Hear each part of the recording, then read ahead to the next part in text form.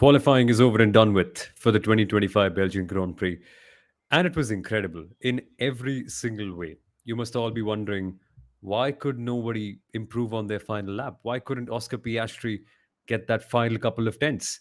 Well, he, among many others, tried, including Max Verstappen.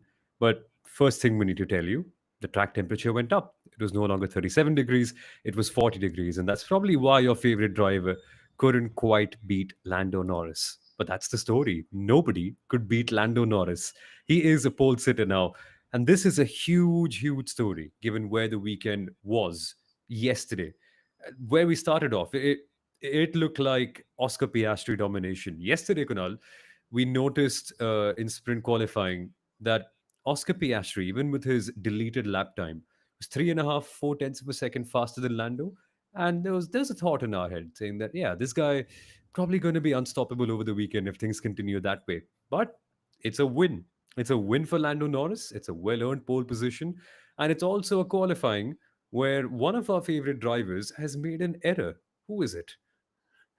Who is it? Oh my goodness. I don't know where to start with because I like what you said, Lewis Hamilton shocks, Lando Norris rocks. And why don't we start with a positive story? And I always love that because we were, of course, Sundaram and I were, by the way, welcome back to the Inside Line F1 podcast, Soumil Arora. I tried hosting Oh, yesterday yeah, I in wasn't your here absence. yesterday. Yeah. Your throat was playing up, which is why Soumil even while we were preparing, was relying more on text messages rather than talking. He's saying, I'm going to leave it for the actual broadcast when we go live. But Lando Norris said yesterday, I'm not too fast. It's only Friday. Guess what? It's Saturday today. And who took pole?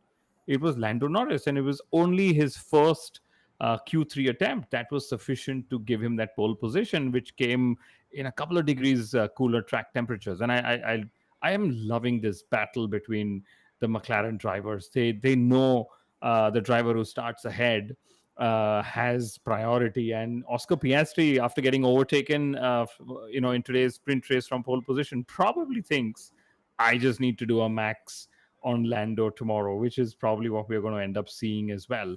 But yeah, my heart goes out to Lewis Hamilton, and my heart goes out a little more to the Lewis Hamilton fans who are questioning that track limits penalty, who are questioning that track limits violation. Well, it happened to Oscar yesterday. Well, nobody questioned it as much yet. Then why should we be questioning Lewis Hamilton's slam dunk penalty today? Saw him a lap time deletion, which saw him, P16. I think there are other things to be questioned about Lewis now, aren't there? I think there are. Well, on a track he's gone so well at, he's made three driver errors. Okay. And again, the strange part is that his lap time deletion today actually also happened on his out lap. So again, I would say race control could have even helped the drivers a little bit because the margins are so fine on that inside of Radi Lyon. They could have just said, well, that's a track limit violation, then the driver wouldn't do it again. But there we go. But we'll talk about Lewis since driver errors are where I'm getting spanked on Twitter for calling it a driver error. He made two of them yesterday. He's made one today. He's been extremely despondent. But I'm Abhishek so, here is one second. We need to dissect that. Abhishek, your comment is incredible. We'll get to it. But if people are engaging with you on Twitter for that comment, I think it needs to be dissected further. Yesterday, was it a driver error or not? I, th- I, th- I mean, yes, it was. Lewis himself stepped out and said, I spun. And he said, I've never locked up my rears. And I probably vouch for that But after having. he said a car has never done that to me in all my years of Formula One. Yeah. And then, Anthony Hamilton said something that it's something that just happened in the car. And then Frederick Vasseur said he just probably pressed the pedal a little too, harsh or whatever you call it.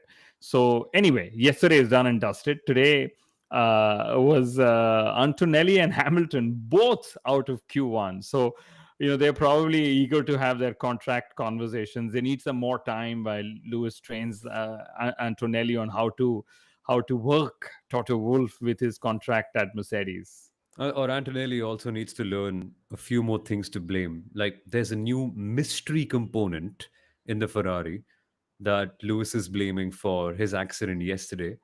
And the race reports that that same mystery component could also be at fault for Leclerc's FP2 crash in Canada as well, where he just spun around on his own, just randomly entering the first, fourth, fifth section, like that, the Yeah. chicane over there, Yeah. which, which is very interesting. A mystery component. What? So A Ferrari is mysterious, and they rabbit have foot. their mysterious ways of doing things, as do Ham4C or LH44 or Now, whatever you what could it be, Kunal? What could it be? Could it be a horse's foot?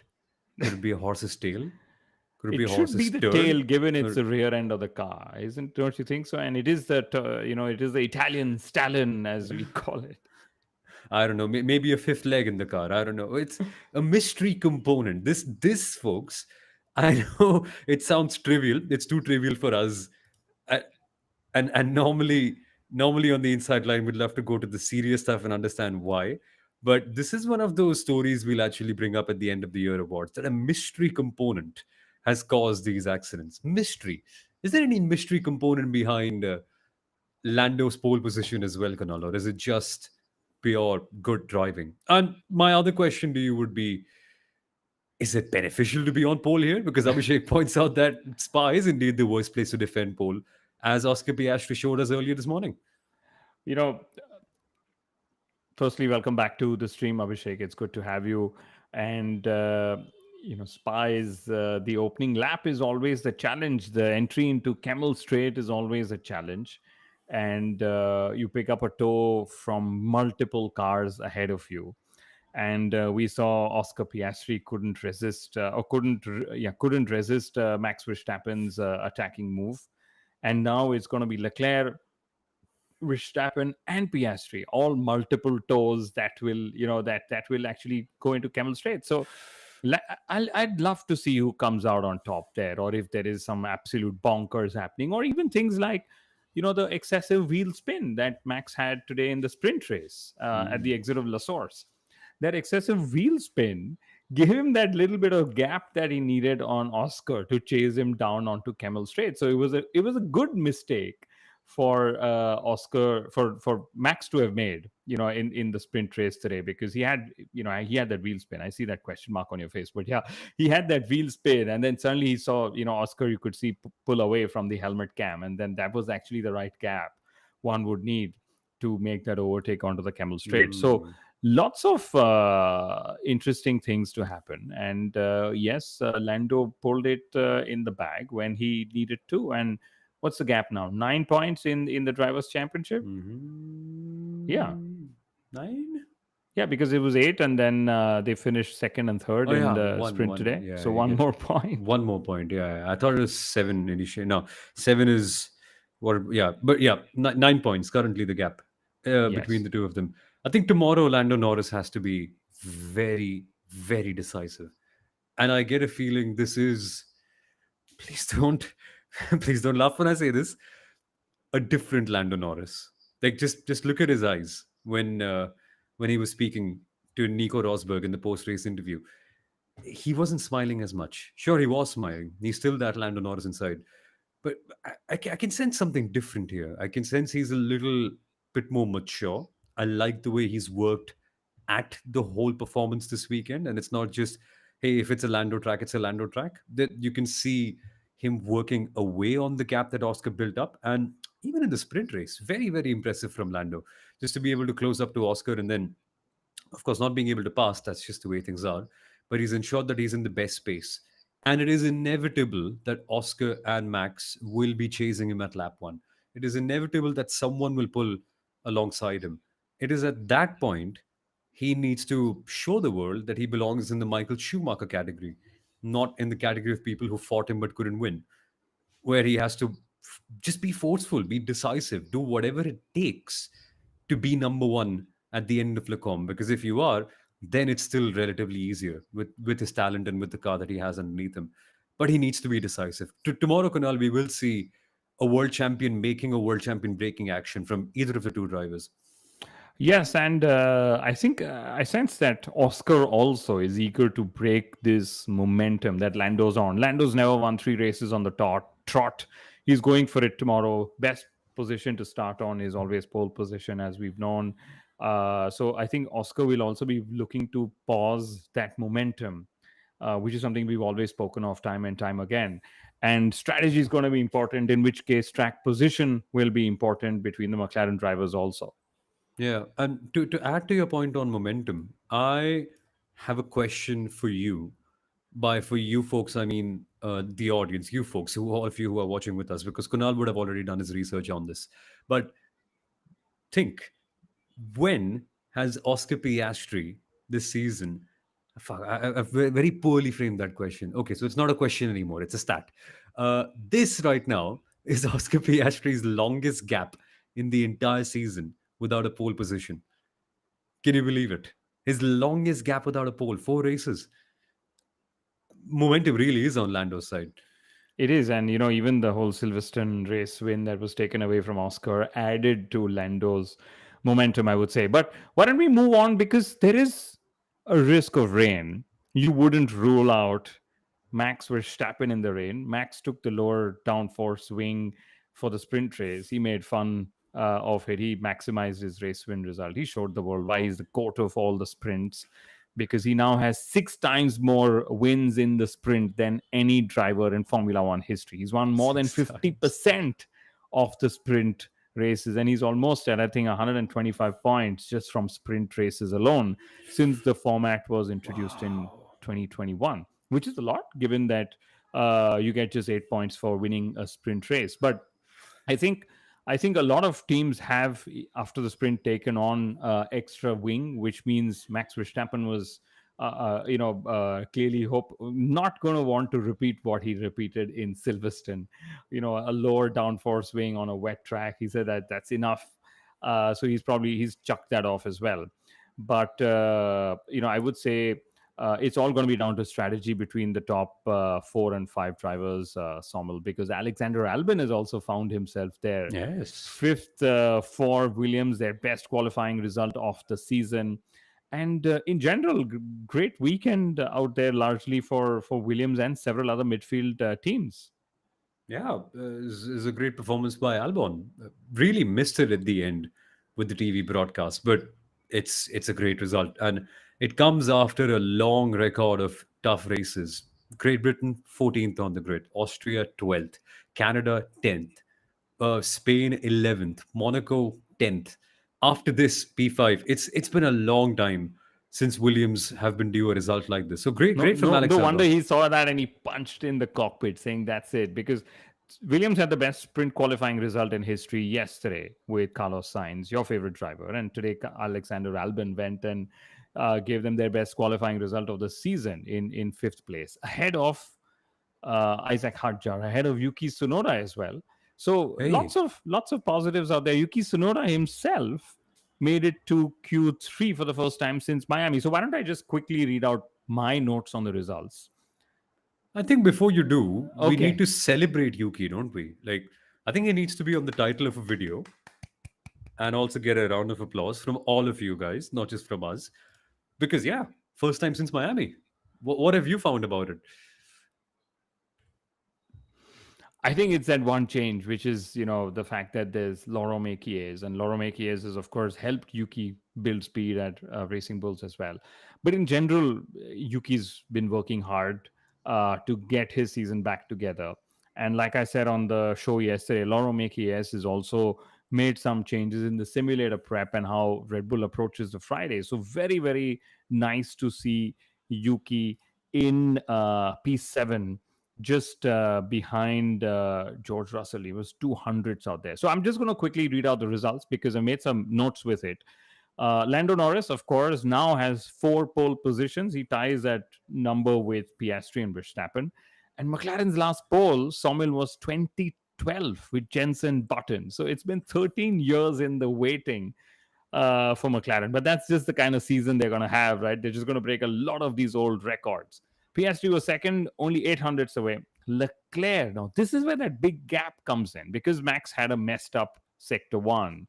Okay, we don't really know how close he would have been to the McLarens, but Leclerc, creeped into P3, two and a half tenths off the McLaren. So, which is why Leclerc said, "I'm happy with the car, but you know what? They're still like 3 tenths ahead of me, the lead McLaren." Max Verstappen was just 3 thousandths of a second behind Leclerc.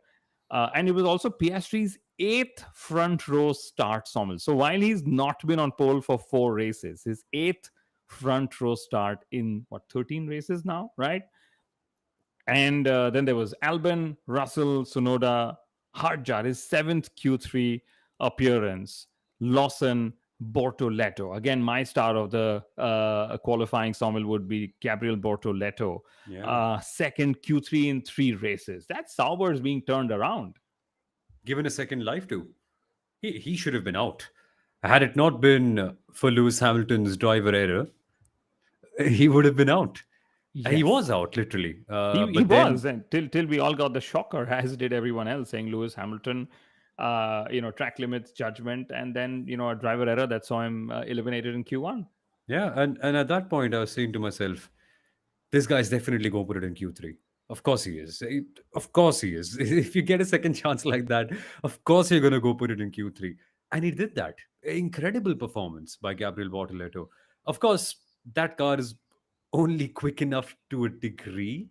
It Hmm. is like considerably slower than everyone else in Q3. But hey, he got there. That's the important part. Good Yeah. thing is, all three of our Racing Bull brothers were in Q3 this time. Yuki Tsunoda, Isaac Hadjar, and Liam Lawson. And that was very cool. And Liam Lawson also barely behind Isaac Hadjar. I'm just looking at the sheet now. It's eight Two thousandths of hundredths a of. second. 200s? Yes, two Is it hundredths of. Oh no, it was two. It was, yeah, it was 8,000? No, 18 hundredths. 18 18 hundredths thousandths. of a second. It was his third Q3 appearance of the season. And yes, Abhishek is saying rain on the cards is the only way Max breaks the Spa P4 grid curse tomorrow. But rain on the cards, I think that's what's going to. I love, like Nico Rosberg says, we love the rain dry situation. So what happens when it comes to that crossover period? We've seen the crossover happen. I think it was in 2021 in qualifying when George Russell had that crossover in the Williams, right? And then there was what do you say, there was Lewis Hamilton has nailed crossovers out here, Kimi Raikkonen has nailed crossovers out here. And so where does one check the crossovers? That's the main thing, right? Because I remember that Puhan is one of those corners which is everyone's favorite, where you check the grip of the inters. And Eau Rouge is usually got standing water, if you remember, Sommel. Yeah. And Spa is again one of those races where the spray limits racing, because it's the spray doesn't really dissipate in the air because it's in the mountains before track grip does. So different challenges that the wet racing, the wet race or the wet conditions at Spa could bring on to the drivers tomorrow. But I have a couple of more points from the qualifying. Very interesting ones. We've got some comments. We'll take that one as well. Uh, Toto Wolff was on the engineering radio channel to George Russell, right? And saying, yeah, something. Everyone on the scrub was complaining of that. And I think he just wanted to get there to fire up George Russell by using the keyword Max Verstappen, because he said the same thing. Max was complaining as well, as though Max is going to be joining him there. And then I spoke of the battle of the McLaren drivers, and Lando Norris said on the radio, "Got him, mate, got him." Okay, just shows how much they are working to help each other and get back on there. And since I mentioned Bortoleto, Gabriel Bortoleto now is the only rookie driver to be leading his teammate in their qualifying head-to-head battle. And for once, Nico Hulkenberg did not have a Q1 elimination. He was 14th. But Hulkenberg is the only full-time driver in 2025 yet to make a Q3 session. Can you imagine? The Q3 specialist from last year with Haas has is yet to make a Q3 session in 2025, and he's scored a bulk of those points nevertheless. A hulk of those points. A hulk of those points. Yes. Yeah. Should we take some of those comments? Oh, we must. Because while we've been talking about the rest of the grid, there's been a fight that's breaking out. More than a fight, it's a group therapy session, clearly. Ferrari, Sadhna has pointed out, Ferrari needs a timeout from F1 altogether. Regroup, replenish, rework, reset, refresh, re it all up. And Abhishek says, I agree. Similar to how time away from endurance racing helped Ferrari come back stronger. Wow. I agree with you guys. I agree with you. My only question is, why are we surprised anymore? It's like, why do we take a knife and stab it into our own heart every single week? Be, I mean, I say that as if I'm some voice of authority. I'm not. I'm a Man United fan. We go through this every week too. I'm used to it. At some point, you've just got to drop the expectations and realize that we're not a big club anymore. I mean, just maybe just lower the expectations. It'll make you feel happy a little bit, or if not happy, at least less numb. Okay. I don't know. But let's see, what else do we have? Sarika is saying, where is F1 Stats Guru? Well, Sarika, you should have been on the stream yesterday because it was Stats Guru on the stream yesterday, but Soumil wasn't. Between Soumil and Stats Guru, they've been nursing a throat, a coarse A throat. flu. It's a A flu. flu. Yeah, there we go. It's a We've flu. both been down with the flu, Yeah, and yeah. and we'll hopefully have all three of us on the race stream tomorrow. And yeah, Well, and that's if Abhishek I is make it out alive from the Grand Prix. It's going to be a test. It's not just a long Grand Prix for the drivers, guys. It's a long Grand Prix for the commentators too. So wish me luck tomorrow. It'll be. yes. I'll need all of it and more. But yeah, we need to be there on the stream tomorrow. You guys need to as well. It's Yes. going to be fun. Anything else from qualifying before we switch to just a couple of words on the sprint race that we had, Sommel? We'll get to it in a second because Okay. I don't want to neglect a comment that's come in from Abhishek, and it's a good comment actually. So we'll take that and we'll go to the sprint. Surely George being the fastest in sectors 1 and 3 means he ran very low downforce setup. He should suffer the most of it if it rains tomorrow. Good chance actually. Yeah, very decent chance. Even Esteban Ocon, mind you. So Even Pierre Gasly, because he's been his time in what do you say? His time in Sector One was unmatched, right? no, I think he yeah, was so even fell. Pierre Gasly, but I think a lot of these drivers know it's relatively low downforce to your competitors. It's not just absolute low downforce that they run, but Oh, but did you see the size difference between Verstappen's low downforce and high downforce swing? of This course, crazy. This reminded me the high downforce package of the 2022 Red Bull, like the the Beast Eater. It was a beautiful looking car. Not quick enough for pole. So what's the point? yes, yes. Okay, so quick words on the sprint race The that we sprint. had. Yes, Yeah, what do you no, make of it? yeah, I think it was boring. It was the strange It's not thing is the sprint. boring. No, I'll tell you what. I'll tell you there was no overtaking. There was DRS trains. Okay, I'll put it this way. I took a screenshot of the gaps, and pretty much every driver from P8 to P19, okay, P8 to P19 was all within DRS trains or there and thereabouts. So when I say there and thereabouts, it was either within the 1 second or 1.2 or 1.4 seconds. The largest gaps in the field were, Ferrari to the front runners as well. So my point is, because of DRS trains, and Nico Hulkenberg said this on the radio, and I think so did some of the other drivers. They said pretty much everyone finished in positions they started in. Because if you see the final result, the one driver who made up most positions was actually Lewis Hamilton. He climbed 3 spots because he also started off really low, and that too he pulled off that last lap overtaking one Alexander Albon. Everyone else gained a position largely because it was one position that they gained. I think it was Pierre Gasly who opted out of running the race or starting the race because of a water leakage. So there was hardly any racing, I would say so, apart from the opening lap, and that's what we are probably going to see. And Uttara is saying it was boring +1. Okay. Yeah, I I think there's a lot happening that the broadcast is just not equipped enough at this stage to cover. Like next year, if if what Crofty said on the broadcast today is correct, and we are going to see live graphics of when the drivers are using the manual override and when they're using the battery, these battles will be fascinating because to me, overtakes is not the only thing that makes a race fun. If that's the case, Imola 2005 or 6, most boring races in the world, nobody could pass. But the point is you need to see the driving dynamics. What are the other people thinking? What games are they playing? And if Max Verstappen can come back from a race like that and say, oh, it was a lot of cat and mouse, it was good fun, I think we fans are clearly not seeing something that they're seeing. So maybe that's the next step for Formula One, to try to make sure that we see when they're using the battery, when they're not, how much battery do they have left, when are they using the DRS. Those sort of micro insights that can make every race a lot more accessible to people, just so that we know what goes on and why a race is fun or why is it not. So yeah, I don't think it was boring. It's just I would say the stakes are so low in a sprint. The risk is so high and the reward is so low. What's the reward? One extra point, technically, right? That maybe in the sprint they don't push, they don't overtake. They're just happy to collect all the data. They're like, I'm anyway getting 4 points. If I make that overtake and get, one extra point, I'm just putting in a lot at risk. So maybe that was one of the reasons why they don't push. They didn't push so much in the sprint race because the sprint also ended up really quickly. There was 15 laps that just went by through.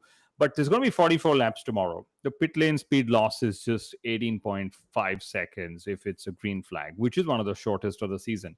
Pirelli have got a skip compound, as we know, in the race, with the hope to get tire strategy, at least 2 pit stops running about. So I hope that the Grand Prix tomorrow is actually quicker, or not quicker, but more entertaining than the sprint today. Because, like I said, Hamilton had 3 overtakes. The midfielders today scored 50% of all the points from today's sprint. And I love that stat, Soumil, because there are just 8 points finishers, top 8 finishers who get points.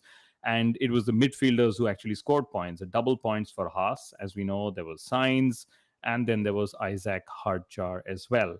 And as we go into the Grand Prix tomorrow, okay, just 2 points are separating 7th, 8th, and 9th in the Constructors' Championship. Racing Bulls is 37, Aston Martin is 36, and Haas is 35. And my favorite rookie of the season yet, Isaac Hardjar, scored his first point in the sprint format today. okay. Last thing that we need to touch upon before we end is a prediction and Abhishek's question. So let's answer that. Which was the worst LH44 quali weekend before today? Emilia Romagna and Miami, P12 each. Not very good for Lewis, both those weekends. But yeah, it was that, wasn't it? Yeah, it was that. Yeah, just to double check. But the final thing, predictions. For tomorrow, I'm going Lando. I'm back. I'm backing him, yeah. Lando Norris. Yeah. Who are you I going think for? I think if it's wet, I'd love to see more drivers in the mix. I'd love to see a Leclerc, maybe a Verstappen out there, because when it's wet, dry, wet, they're Oh, and always Spa. relying on driver feeling. They're relying on their GPS deltas. There's grip is ever evolving. There are those crossovers. I think Franco Colapinto will be one of those few ones who will cross over to the slicks, one of the first ones, giving data to Oh, everyone the else. formation lap itself. Maybe even Lance Stroll, for all we know. So that's there, and then hopefully no disqualifications that come. Because we saw that plank wear is always an issue at Spa. We saw that last year with George Russell. We saw the year before that Red Bulls were actually lifting through Eau Rouge to make sure that they weren't bottoming out too much, and so on. So I think what I love about Spa, like you said, there are lots of narratives. It is what you choose to pick from that narrative. And if there is a VSC or a safety car, I think you save about 7 seconds in pitting there as well. And one very interesting stat is that in 13 of the last 16 Grand Prix, and I think Ruth Buscombe put this up, Spa has seen a podium finisher from outside the top 6. Okay, so teams that build flexibility into stint lengths and compound plans, and sprint weekend means even fewer number of tires to work with, will actually be in a greater chance to maximize all the unpredictability that it might throw tomorrow. I shouldn't ask you about predictions. You never give me an answer. I predict there's going to be rain, wet, dry, wet, and then we'll probably end with a dry-ish race. Winner. I would pick. Okay, I'm going to go bold. I think I'm going to put Leclerc as the winner in the wet. Ooh. He's got track position. He's got a, as Ferrari runs more and more kilometers on the new upgrades, they will learn more. I have a feeling Max will have heroics, but heroics doesn't always lead to race wins. And I think Oscar's going to finish ahead of Lando Norris. That's my feeling, because McLaren has always liked to balance things out between their drivers. And and typically it's always only been Max chasing the McLaren. So they've done two against one. But if Leclerc is there and if it's raining and if it's dry, Leclerc is not in the fight, because we saw he went backwards today after Norris overtook him. So if it's wet, I think it's going to be 2 versus 2, where there is Ferrari and Red Bull that will give a headache to McLaren's pit crew. What you've done here is very dangerous. You've given thousands like Sarika and myself a lot of hope. So we're depending on you. So if it goes wrong, remember the phrase, right? You live by the sword and you die by it. There's going to be a lot of angry Ferrari fans if it doesn't go that way. And knowing how hopeless romantics we all are, we're going to be coming for you. So wait for it.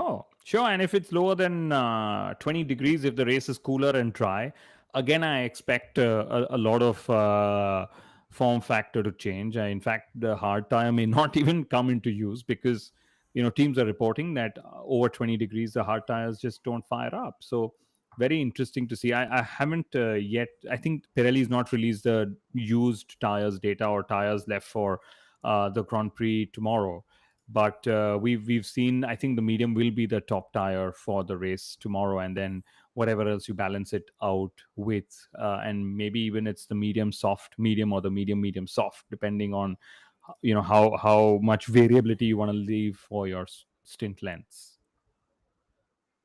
Should be interesting. And if the rain comes in, it messes everything up, which makes it even more fun. It'll be a fun race. It'll be a fun race. We'll be right here. You heard the predictions. You heard what could happen. There's clearly so many strategies and so many variables out there. So the two things, in fact, that are certain is that A, it's going to be a good race, and B, that we're going to be back here with the post-race live stream on the Inside Line F1 podcast. Let's add a third thing that's certain as well. You're going to be here too. I know for a fact. How can you make sure you're here? Subscribe to the Inside Line F1 podcast, ring the notification bell, share this video with all your friends and family members to make sure that they can remind you that there's an episode in case you forget. And you won't. You're a good person. I know you won't. But for now, I think we'll have to go. My voice is starting to say goodbye. It needs a little bit of rest, just like all the other drivers. Kunal doesn't rest. He goes on and on and on and on and on. So yeah, keep your eyes on his Twitter. There'll be lots of fun things coming over there for sure. Yes. Thank you very much. See you guys tomorrow. Bye bye.